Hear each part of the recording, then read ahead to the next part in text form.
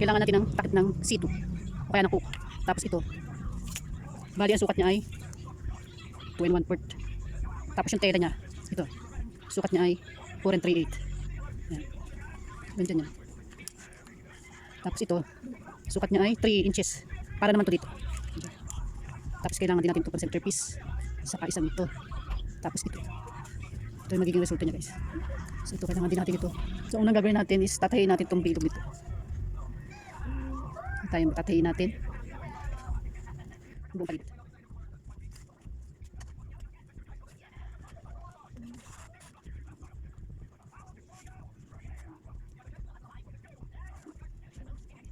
Yan, ganyan. Patayin natin yung buong. Yan. Tapos, yung gawin natin. Lalagyan natin ito. Tapos hikitin natin. Yan siya. Yan. Tapos lalak.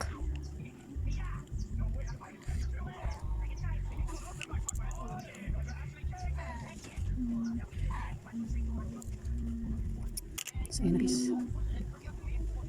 Tapos ito naman isa next. Ito naman, tatayin din natin sa gilid.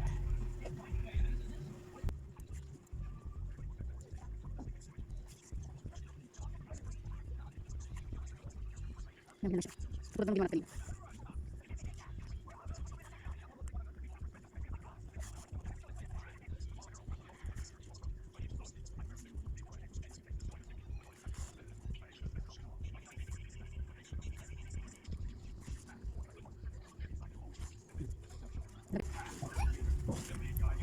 Hikitin natin. So yan na guys. Kita na natin. Tapos itagos natin sa lalim para hindi siya gumalaw pag ginamit natin yung hair clip.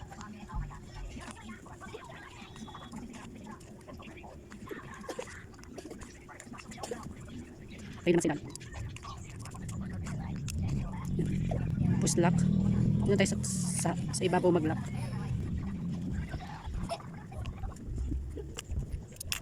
So guys. Natingin. Log. Lagawin mo natin, ito naman, titikit natin dito. Yan. Tapos kailangan tuloy natin. Kasadahan natin nakapulis. Saka natin lalagay dito sa gitna. Yan. Yan siya. Tapos ito, lalagay natin. Lagyan natin lang sa gilid.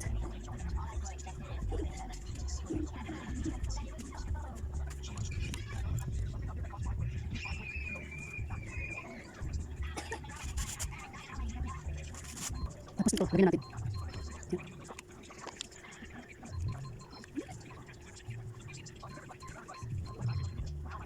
Yan, naman.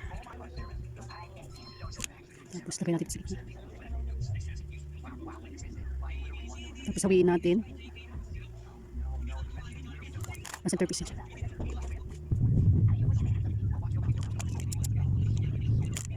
Lagyan natin sa gitna.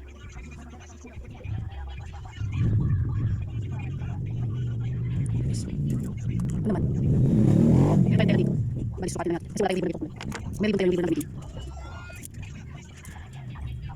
Tapos sunugin natin yung gilid.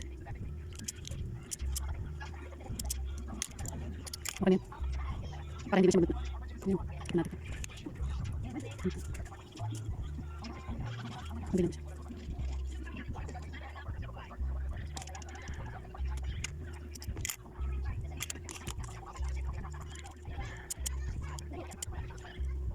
Okay na. So, lagyan natin ng glue. Tapos, para magigit siya.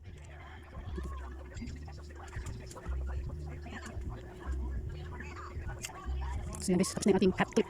Small hat, hair clip. Ayan. Ito yung final niya. Ayan. Thank you for watching guys. Sana makatulong sa inyo.